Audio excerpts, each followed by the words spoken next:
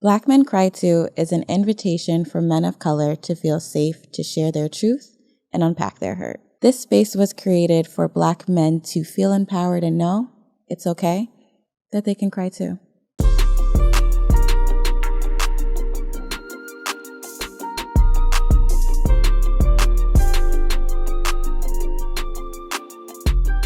Support for Black Men Cry Too comes from NYC's Heritage of Pride. Thank you so much, NYC Pride, for selecting us for your give back so we can encourage Black men to know that it's okay that they can cry too. Another dope sponsor we have for this season of Black Men Cry Too is Black-owned Scotch Porter. Fellas, if you want the best products for grooming and wellness, head over to BlackMenCryToo.com and follow the affiliate link for special inventory and special discounts. Let's not forget our special partner for this season, Happy Cork, where you can not only get the best wine and spirits, but you can get the best Black-owned wine and spirits with this Black-owned wine and spirits store in the heart of Brooklyn. Head over to happy-cork.com and let them know Black Men Cry Too sent you. On this special episode of Black Men Cry Too, I had the pleasure of sitting down with Flo this evening. What up, Flo? What up? Good evening. Good evening. Good evening. How are you doing today? I'm doing swell. How about yourself? I'm doing well. You might have been the first person to ever ask me back, so thank you. That's great. I love your shirt. There's this amazing guy that I'm interviewing on this episode that's going to tell us more about it. So to kick it off, let's start it off with some cheers. Cheers. Hennessy. We can curse. Duh. Nigga shit. Hennessy. Real nigga shit. If we don't curse, we got to say Exactly. And as much as I used to love honey, we're only drinking this because Uncle Nair still has that shortage because we all know that's all I drink. Thank you, Black-owned brands. Speaking of Black, let's jump right into it. Okay. So, although you do music, you also were very popular on the interwebs for some activism work that you did. Yeah, to say the least. It feels so crazy talking about it now because it was a while ago. We're referring to the Jennifer stuff, okay? So there was a woman by the name of Jennifer McLegan out of Valley Stream, New York. She lived next door to, I'll say it, some racist neighbors. I was about to say, call a thing a thing. And they were white. That's my camera. Yeah, they pretty much, she lives by herself with her daughter. How old is her daughter? 3? Damn. 3 years old, I believe, at the time. And basically, they were harassing her. The father is like an ex-cop, so this explains a lot why. I didn't know that happened. part. Yeah, the news kept like singling that part out. Yeah. They actually never spoke about the father. I don't think I ever heard about the father now that you bring it up. It's the son and his girlfriend. Pretty much they would like tell her to leave, that she's not welcome there. They had pellet guns they used to shoot across her yard at the stop sign. And like, you know, when you got your daughter playing in the yard. Your 3-year-old daughter. Yeah, it's crazy. And they were like throwing human shit and animal shit in the yard. Let's just talk about white people really quickly. The fact that you can even gather your own human shit and decide you want to throw it. But we're the fucking animals. Yeah, we're the monkeys. Monkeys throw shit. Okay. I'm just glad you made that correlation. But yeah, so, and it was actually going on for 3 years. And I guess enough was enough, clearly, for her. And she put this big poster. It wasn't even a poster. It was like a long loose leaf. I don't even know where she got this from. Damn. But it was like a door-sized loose leaf. And she just wrote a message. And I think her sister took a picture of it and posted it. Where'd she post it on? On Twitter. She posted it on Twitter. And I don't know how it reached it got to my boy, my man Tay. He was like, yo, we gotta do something. Usually when you hear these stories, it's like, oh man, it's in the middle of America. I wish I could help. All I could do is give thoughts and prayers. But when it said Valley Stream, like, that's Queens. I don't care what nobody say. Like, I understand Long Island. Long Island. It's Valley Queens. Stream, that's, come on, Queens, Green Acres we claimed Mall. it, yeah. That's Green Acres Mall. It was literally, you could walk to Green Acres Mall from my house. Damn. So I was like, okay. And when you think about that area, for people who aren't that familiar with Queens or from New York, like, it's kind of predominantly Black in that area. It's like the blackest part of, like, Elmont and Valley Stream, to me, is the blackest part of Long Island. Same. at least for Nassau County. So I'm like, all right, let's go do something. Well, I said, somebody give me this woman's her name, her address, her number, whatever. And then somebody told her to follow me, and then she followed me. And I was like, hey, I don't really know what I could do. But, so you reached out to her first? Yeah. Okay. And at first, she didn't really want to do anything. Like, and then what happened is the next day, I'm sitting at work, and my friend texts me in front of the house. So by this time, I had posted the same picture that she posted. But it actually had, she posted the house, and it had the number on the house. So people were putting 2 and 2 together and figuring out where it was. So I kind of felt bad. I'm like, well, granted, she posted it first, but I posted this picture and people are figuring out where it is. If something happens to this woman, it's partially my fault. So I took a 5-hour lunch break from my job. I literally just left. And I was like, all right, let me go talk to this lady. And I was like, hey, I'm going to come back after work. And I was like, I don't know what I'm going to do, but I'm going to stay here for a second and just make sure everything's cool. By this time, and it was literally just a knee-jerk thought that you had? Yeah, because I was like, holy shit, her address is on the internet. And then I'm finding the address on Facebook too. Wow. So I'm like, people are just like, oh man, it's blank, blank, blank, blank. I said, oh man. So I got out there. I told my boy, I said, yo, stay here till I get off work. I literally took a 4-hour break, came back to work, clocked out, and then went back to the house. And then I never left for 90 days. 90 days. Well, I'm going to say never. I went home, of course, and I went to work. But every day for 90 days from the hours of 6 p.m. to 6 a.m., I was in front of the house. And then I went to work from 8 a.m. to 5 p.m. So before I even go into the next question, first and foremost, being a Black woman and hearing and watching a stranger, because essentially you guys didn't know each other. Didn't know at all. Come to the rescue for a Black woman off of nothing but the strength of, this is a Black woman who needs help, and I'm a Black man who has the capability to protect her, is admirable as fuck. Thank you. And I just hope you were given your flowers, and I personally want to give you more flowers. Too many flowers, man. But you have to accept flowers for that, because I feel like you were such an example of what we mean as Black women when we scream protect Black women. It's a thing. It really is a freaking thing. And it's scary as hell to operate in this world feeling like you are not protected by anyone and no one can give a fuck about your safety. That's a fear. So seeing that and in doing that, what even made you think of I'm just going to continue doing this. I'm not going to stop. I can't stop.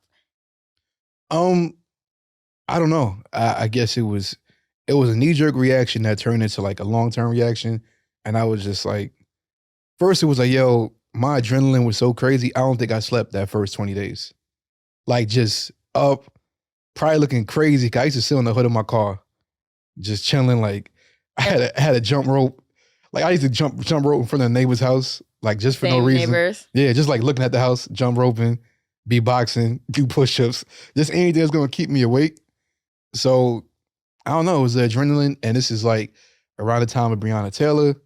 And I'm always hearing stories about dag, I wish somebody could have did something. Done more. And then it's just you have no excuse. You're a Black man and this is 6 miles away from you. And I was all right, cool. And then I didn't expect for all the attention that it garnered. I didn't like a lot of the attention. I'm a real recluse. I just chill with my peoples, but I was happy that I did it. I think that something's gonna go down in history if I do say so myself. And the outcome is no funny stuff. I found out the outcome 2 weeks ago. What was the outcome? What was the final outcome? Because to us, as the naked eye, the outcome I saw was I'm seeing 2 different gang sets coming to protect a Black woman. Yeah, admirable as fuck. Shout out to the Crips. Admirable as fuck. Mm-hmm. And I saw the idea of what community and neighborhood felt like growing up in the 90s. Neighborhood watch was literally, we're just watching out for each other. I might whoop your kid's ass if I see a kid being fucking stupid. Yep. Neighborhood watch now is, he got the apartment door open. Can I steal some packages? It completely shifted. So it sort of looked like you guys were bringing that back and doing it in a beautiful way to show that no, we keep being depicted we're the fucking criminals and we're this and we're that. And it's really the polar fucking opposite. And just because we look a certain type of way doesn't mean anything. Exactly. We still operate with love and protection for one another. And didn't it hurt a single person in 3 months? That's crazy. They tried to paint a whole bunch of things. I had I saw undercover cops. I saw people circling the block trying to see what I'm doing. And I'm just like, you think I'm gonna do something crazy with this big microscope on me? I was like, so not only is she gonna be protected, but we gonna change the narrative about a whole bunch of black men together. Mm-hmm. Like, you expect some rowdy shit. I sent Mm-hmm. people home. Like, you would have thought it was a real job. Like, people was trying to coming in shifts. People coming in, drinking on her lawn. I said, yo, go home. This ain't that. This ain't a frat party. Like, we here to do something serious. Like, yeah, we joke and we laugh because we're sitting outside for 12 hours. I'm gonna entertain y'all at some point. I'm gonna feed y'all. And I'm just like, we setting the tone, we setting the narrative. I see a lot of stuff on the internet, Twitter, bashing black men. Cool. They're not gonna bash these. The ones over here. Facts. So, I mean, if you can make an example, you could change the narrative, I just say do it at this point. I definitely agree. My next question to you is, though, were you ever afraid? Like you had just said, people were policing, watching. The neighbor was ex-cop. Who knows what connections he has? Like, of course, these are thoughts that go through my mind. I'm a woman and I'm thinking about, damn, I got to protect the black man too. Yeah. Did you ever have like those fears, and how did you work through them and still fight through them to show up day in and day out? I don't know. It wasn't really so much fears, but it was like, let me cover myself. So I was going on Periscope, which that app's not even around anymore. I know. Oh my gosh. It feels like freaking yesterday. Like, you can still go to the website. Like, I still have hundreds of hours on there just from streaming every single night. So that was just to keep myself up. And I know that with some of my friends, hey, you got kids, you got a wife. You can't be sitting outside, especially somebody you don't know's house. Like, women ain't always cool with that. How did you get Jennifer comfortable with that? I think she just realized that I was just chill, because in the beginning, I wasn't on her lawn for the first 3 days. I parked in the middle of the block and I just sat on my car the whole time. And then another white neighbor who's friends with those white neighbors, she was complaining about me being parked in front of the house. And I'm just like, yo, you got a driveway and you got one car. I'm not blocking your driveway. I could park it. Like, so now I guess like Jennifer started to peek, so I started moving my car up a little bit towards her house. And then she was like, hey, if you want, you can, chill out here. She's like, yo, I can use my bathroom. I was like, I didn't use her bathroom for like the first month and a half. I was just like, nah, I don't really want to ever go inside like that. I mean, eventually I did, but I was like outside, this is just making sure you're good. Like, I don't care about the extra stuff. That's very considerate. Very, very considerate. Yeah, but when I did decide to use that bathroom, I used it a lot because Gatorade bottles, not the wave. So let's go back to the final results. We didn't talk about the final outcomes as yet. What were the final outcome? He got hit. The son got hit with what is this? Why am I drawing? It's the Henny. Why am I drawing a blank? When pretty much like a probationary thing. There was, of course, realistically, I knew it was going to be no time. Who initiated it though? It was the son in the house? Yeah. But it was the son, his girlfriend, and the father. They were all doing stuff. Mm-hmm. And the father, I had a video of the father damn near ratting them out. Like, no, I didn't have nothing to do with it. If anything, it was him and her. Rat out his own son? Yeah. I can't. And I was just like, okay. It's the ghetto for me. I had a lot of videos. I had a whole lot of videos. Me and her both did. I was like, yo, should I post this? Nah, we're not going to post that. Nah, should I? Like, remember, there's cameras all around the house now. Because it went from like, you had some good brothers donate their time, their resources to get more cameras. Giving with, oh, that's dope. So it was like, yeah. I mean, unfortunately, she did end up moving. But, she rents that house out. So, I mean, making her money. Good for her. She got to get away, so. And you said the son is under restraining order. What about the daughter and the dad? I have no idea. And I just happened to be Twitter searching the name randomly. I do it every now and then. And I seen that, I was like, oh, and it was like recent. Like this year recent. I was like, oh, okay, this kind of went under the radar. But that's kind of how court works. You milk it out. I keep forgetting. Father's an ex-cop. Key part of this. Yeah. So from that, I was curious if any of the outcomes you saw were anything with like alliances or community driven, because you've dropped some new projects. Yes, and I'm wearing one of them. I see that. Black All Year. Black All Year, which I love. Can you tell us where that came from? I have a song called Black All Year. I said, I like this song. I like the title. It's going to be a shirt. So I dropped 2 projects for the kings and for the queens. One's dedicated to Black men, one's dedicated to Black women. It's available on all streaming platforms. Please download, buy, what have you. Yeah, all of that. And yeah. Oh, sorry, my fault. I was gonna say it's interesting because my thing when it comes to music is every time I start a theme or something, stuff starts to happen. So a lot of these songs are 3 years old, 4 years old. This was the idea, and then I ran to the Jennifer thing. I was just about to ask the correlation between the two because it seems very much so like you created a beautiful project off of something beautiful that you did for the community, like for the culture, for history. Yeah, I'm one of those people, like I'll start something and then I have a breakup or I lose somebody in the family or like whatever I'm thinking, whatever the theme is, something happened towards that theme. So like I was showing people, even when I was on Periscope, I'm like, yo, I said, I promise it's not planned. I used to play songs. I used to show people the title. I showed people the artwork a year ago, 2 years ago. And it was just like, oh, I guess I was supposed to be here. For whatever reason, I was supposed to meet this woman. Divine alignment. I don't even think she had any followers. So I'm like, we got in contact with each other and it was just meant to happen. So I'm grateful that it did. The universe. Yeah, and fuck the neighbors. Facts, fuck the neighbors. It's almost like you're now our poster child for protect Black women. And in that, we kind of go into the biggest concern with Black women is, are other Black men keeping Black men accountable? Yeah. And considering what you did with the whole Jennifer movement, have you seen changes where you're calling out more Black men, speaking up for Black men, or just being like, all right, y'all, we got to do better than this? Because like you said, you're changing the narrative, but the narrative also has to be changed within. And what work do you find yourself doing for that as well? A lot of the latter, just like, yo, let's just do it. I could tell you a million ways to stop doing this. Like, I'm not a preacher. Shout out to my dad, who actually is. You're a preacher's son? Yeah, PK. Hennessy. But yeah, like, I don't know. Like, my circle for everything that I know has always been solid. Like, we don't move like that. Like, I always see people saying, y'all always talking about protect Black women while the man you hang out with is being this person. Or being a fucking creep, or being a thief, or being... And then my thing is, people got to realize a lot of situations get checked behind the scenes. Like, a lot of situations. Not saying for everybody else, but like for me and for my people, it's like if we see, it's not everything's for the internet. Like, I've known people who have gone out and done crazy things to women, and then everybody say, yo, when y'all gonna handle that? How can y'all not on here talking? I said, because he just got beat up.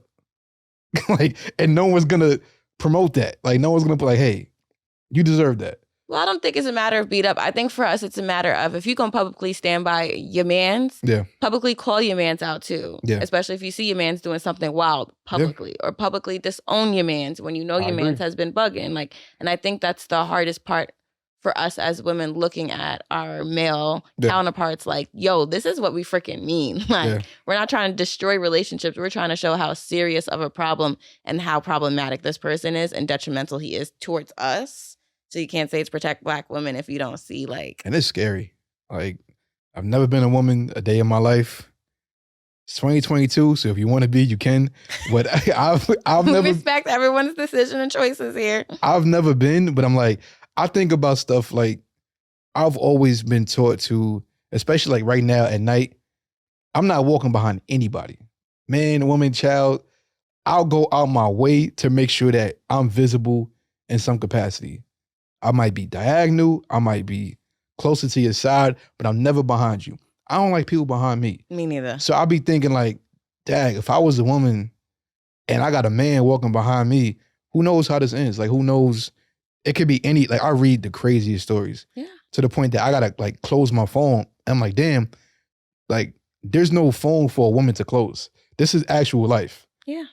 Me, like, I'm a short guy. Hey, could I get robbed? Have I been robbed before? Sure. Wasn't that bad. Like, I was able to go home. 0 out of 10. But I'm like, could the same woman that's my size, well, smaller, could she survive that attack, or what's gonna happen, or is it gonna escalate? Mine might be as simple as, hey, he has something valuable that I want, let's go take it. What's valuable to you might be, I want what's between your legs, I'm gonna take it. It's levels to this, and it's a real scary, harsh reality. And the stories that come out every single day don't make it any better, to be honest. So what happens amongst your group of guy friends and he is telling a story and you guys realize in that story, like, wait a minute, this don't sound like that's it. Yeah, because silence, what did we say? Silence is violence. Like, how do you guys handle the whole aspect of, well, that's their business, or I'm not in their relationship, so let me not say too much and interfere. Knowing, like you said before, with the Jennifer situation, if I have the capability to do something, let me just do it. Yeah. So in this sense, if you have the capability to say something. Let me tell you the craziest part about that Jennifer story. I'm comfortable sharing this because my very first day there, the friend who sent me the picture outside of the house, me and that person are no longer friends. So I'm chilling there.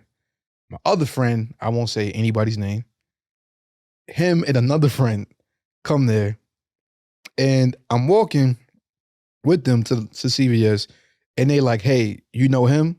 I said, yeah, that's my man's. It gets quiet. Like, I always hate that. That's my biggest fear. And I'm just like, I didn't put it together till later on. So cool, we get back to the house, and basically a car pulls up, a woman gets out. Very young woman, probably early 20s, I'd say. And she goes hug my other friend. And then before you know it, the guy who sent me the picture, he's over there getting his ass whooped by my other friend. This is day one in front of Jennifer's house. Jennifer seen it. Like, her baby's outside. She's on the porch. She just goes back inside. And she still trusted y'all to pull up every day. I told her afterwards what it was about. You don't think we just like on some hood nigga shit. So that's real. I found out that the girl that pulled up was somebody that my friend at the time used to mess with. Shorty's 25 right now, or I guess 27 now, because like 2 years passed. So she's 25 at the time, and I run over there and see like, yo, what the hell's going on? But I know my man's is beating him up. Stand up dude. You know who you are. I don't want to shout your name out, but salute to you, bro. Morals, principles, everything that you're saying about protecting black women, he's that. Example of. Plus, he's very, very big. So he could probably do it. Want to know a little friend. So he could probably do it better than me in his own capacities, right? So I run over there and I say, yo, let's at least take this away from her house. So he walking down the corner and like, I'm looking at this girl, I'm looking at both my friends, I'm like, I'm not understanding. And she's like, yo, you know what you did. So he's explaining himself to my bigger friend, and he goes, yo, I haven't even spoken to her in 10 years. And he says, she's 25. And I said, I get it.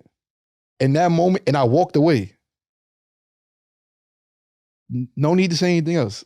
Damn. So that was day one of my Protect Black Women Watch, was watching somebody get their ass beat in protection of another woman. And how did you feel like severing that relationship? Because that could be hard. You thought you knew this guy. Yeah. And you thought you could call him your like stand-up man, and now it's like, yo, you were not the person I thought you were, and I have to step away. I didn't feel bad. And then it's like when you find out something about somebody, I feel like everything plays back in your head and it starts to make sense. You start seeing the red flags. Where it was like, oh, like I knew he liked young girls. I didn't think underage. Like me, I'm 32. I just turned 32 in January, right? Capricorn? Yep. Dang it. Every time I get older, my youngest age goes up. Like, I'm not touching 21, 22, 23, 24, 25. Like, it just go like, I'm not, what are me and a 22-year-old going to talk about? No offense to the 22-year-old viewers, but like romantically, yeah. Romantically. Like, I'm sure we could be the best friends, like Facts. Music, everything. But romantically, intimacy-wise, no, I'm not doing it. Facts. And I don't think he had that kind of cutoff limit. Now, legally, that's not a problem. You want to date a 22-year-old girl and you're 31, whatever. Like maybe she's mature for her age. But it started to play in my head, and I'm just like, well, he did used to go to the high school basketball games a year after we graduated. But I'm thinking he probably knew some of the young boys on the team. Like, you make up excuses in your head, And then when you find out information, it starts to make sense. When you start getting the confirmation. How do you make peace with it, though, knowing that, like, now I need to step away because I've put together who you are now? It was easy because he wasn't, like, my best friend. Like, we got closer around that time. Like, we was friends for a while, but we got closer around that time to the point he had my number. We would text. If he called, I'd pick up. But it was just like, fuck him. Have you ever been in a situation, though, where it was like a close friend where it's like this tie is gonna... Fortunately not. I like that answer. Fortunately not. And let's hope you fortunately never will. I don't think I ever will. It's not the same for many people. And it is really hard to sit through like, damn, I ain't seen none of that shit. Or now all that shit is pieced together. And that is an ugly painting that just unfolded. I don't want no parts of that ever. Part. Well, I want to thank you so much again. No problem. Your flowers again. No problem. For coming on and sitting down with us. Anytime. Take two. And as we do at best, my favorite questions. And since you're in the music industry, this is also one of my favorites. Name 3 songs you listen to get you in and out of any mood. The first 3 songs that come to mind. First 3 songs that come to mind. Something, Something by Maxwell. I get in my old school auntie bag so quick. Randomly Threat by Jay-Z. And probably It Ain't Hard to Tell by Nas. Oh, yeah. Okay. The first track I think of. Yeah, I like that was an interesting mix. Mm-hmm. And now the last question would be, what would you tell a Black man today that you wish you were told when you were younger? You're right. Keep going. Like I say that self. I think about that. Like even if I could speak to my 19-year-old self, like I'm thinking about like even you have this podcast, and I'm sure a lot of things may have came in the way and said, hey, try something else or do like, no, you were right.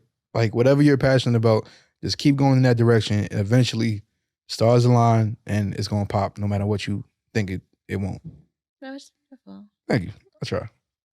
I mean, of course, you're a lyricist or whatever.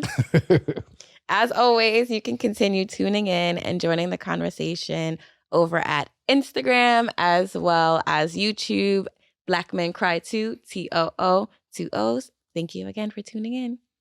Peace.